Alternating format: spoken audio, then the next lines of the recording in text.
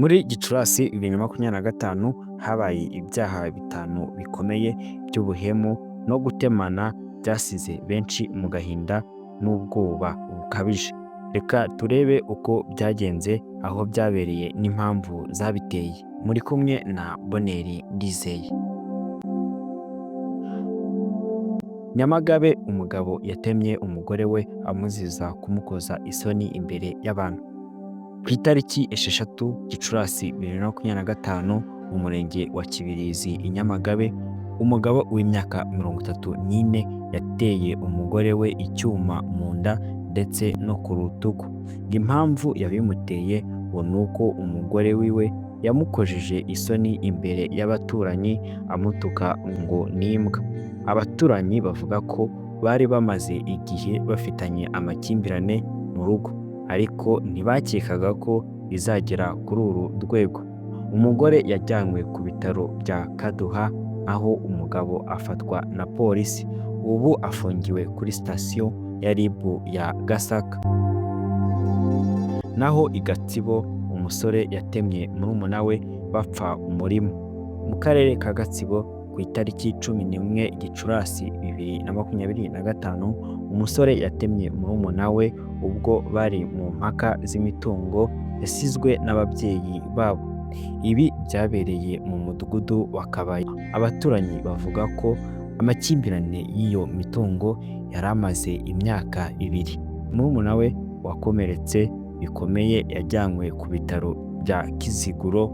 Uwakoze icyaha yatawe muri yombi na RIB.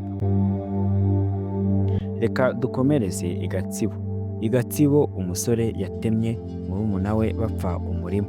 Mu karere ka Gatsibo, ku itariki 11 Gicurasi, umusore yateye murumuna we icyuma ubwo bapfaga imitungo yasizwe n'ababyeyi babo. Byabereye mu mudugudu wa Kaduha. Abaturanyi bavuga ko amakimbirane y'iyo mitungo yari amaze imyaka 2. Murumuna we wakomeretswe yahise ajyanwa ku bitaro bya Kiziguro. Uwakoze icyaha yatawe muri yombi na RIB. Naho i Rubavu, umugabo yatemaguye abana be 2 nyuma yo gutandukana n'umugore we. Ku itariki 14 Gicurasi mu murenge wa Rugerero mu karere ka Rubavu, umugabo wahoze mu ngabo z'u Rwanda yateye abana be 2 ibyuma mu mutwe ndetse no ku maboko.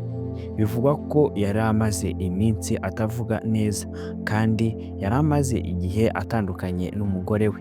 Umwe mu bana biwe yari afite imyaka 9, undi yari afite imyaka 5. Bombi bahise bajyanwa ku bitaro bya Gisenyi. Uwo mugabo yatawe muri yombi, ariko hari impungenge z'uko ashobora kuba afite uburwayi bwo mu mutwe. Umugore yatemye umugabo we amushinja kumuca inyuma. Ku itariki 21 Gicurasi mu mudugudu wa Nyabisindu mu karere ka Rwamagana, umugore yateye umugabo we icyuma ubwo yamufataga ari kuvugira kuri telefone n'undi mugore. Abaturanyi bavuga ko yari amaze iminsi amukeka, ariko umugabo yarabihakanaga akenshi. Igihe yamubonaga yohereza amafoto kuri WhatsApp ayohereza undi mugore, umugore byamuteye umujinya w'umuranduranzuzi, ahita afata icyuma agitera umugabo we mu mugongo. Umugabo yajyanywe ku bitaro bya Rwamagana, umugore afatwa ako kanya.